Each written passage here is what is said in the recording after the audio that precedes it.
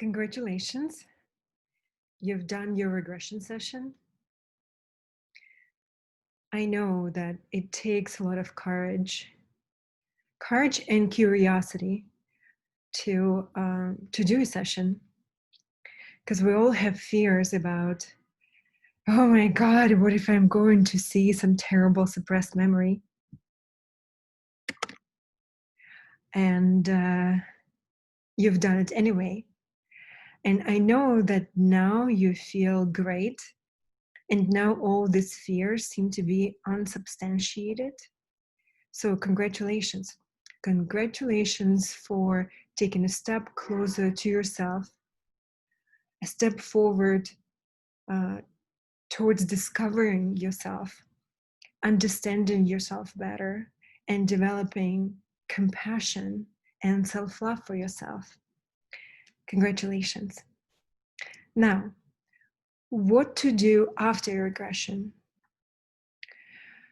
If yours was a typical regression, then you must have discovered some traumatizing memory, something either tragic or just, maybe defining in one way or the other, something that has created maybe behavior patterns or a coping mechanism that got triggered you along the way for probably many years.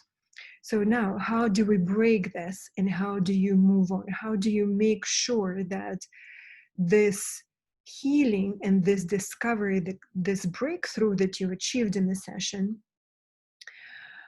that you squeeze the most of it, that you are done with this issue and you're ready to move on with your life and live your life to the fullest? How do we do that? The great news is that actually it's an automatic process. Your subconsciousness will take care of it, and it will just integrate all this new knowledge and a new program on its own. You don't have to do anything, but you certainly can do something to help it and to maximize the effect. So here's what you can do. Start observing your feelings. Become obsessed with your feelings. And what I mean by that is that trying to understand what you feel as many times a day as you can possibly remember. Become a sort of investigative journalist whose next report is to write about your feelings. So, how does it work? Very simple. Just ask yourself this question throughout the day. What do I feel? Kind of maybe link it to your hydration habit. And so every time you pick up a bottle of water, oh, how do I feel? What do I feel right now? I'm excited.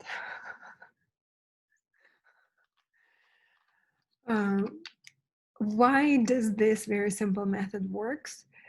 Because actually, I don't know why it works, but I've discovered it for myself. I've been suppressing my feelings for a very, very long time, for decades. And I will never forget the first therapy session that I had with my therapist. And she kept asking me, how do you feel about that? And I'd say, blah, blah, blah, blah, blah. And she said, that's a thought. And how do you feel? And I would say something again, and she'd be like, that's a thought.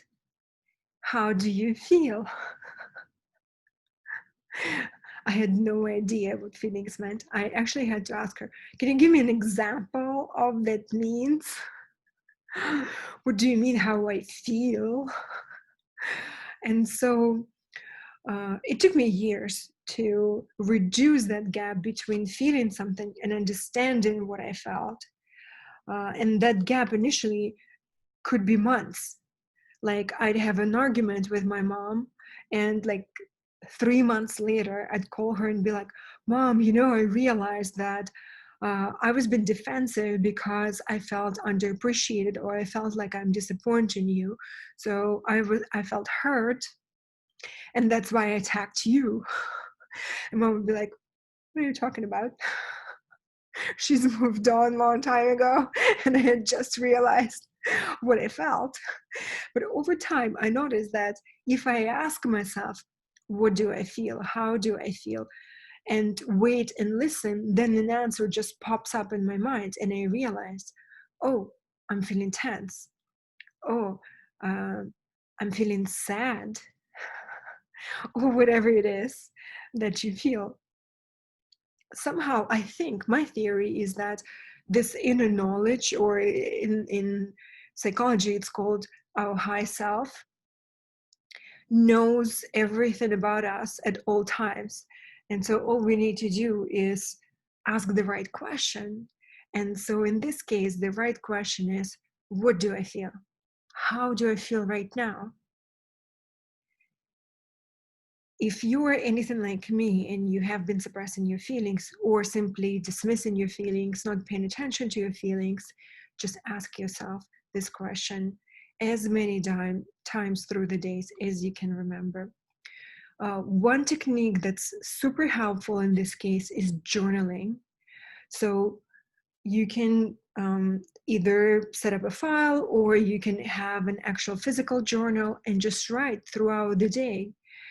How did I feel when I was drinking coffee, or when I was having a conversation with so-and-so? I felt XYZ. And you don't have to go too deep in analyzing those feelings, simply noticing, observing. And what's most important here is observing without judgment. Not like, oh my God, I'm feeling so sad. Like, oh, that's such a wimpy feeling. No, you can't do that. No, you can't judge yourself. You can just observe and be like, oh, I'm sad. So then you can ask the follow-up question, why am I feeling sad? What makes me sad? And here, what I found helpful for myself is imagining that the part in me that's feeling sad, or tense, or neglected, or unloved is like a little kid inside me. I've actually heard this at the seminar uh, like 10 years ago, and it was like a major insight for me. Uh, the seminar was also called Inside, by the way.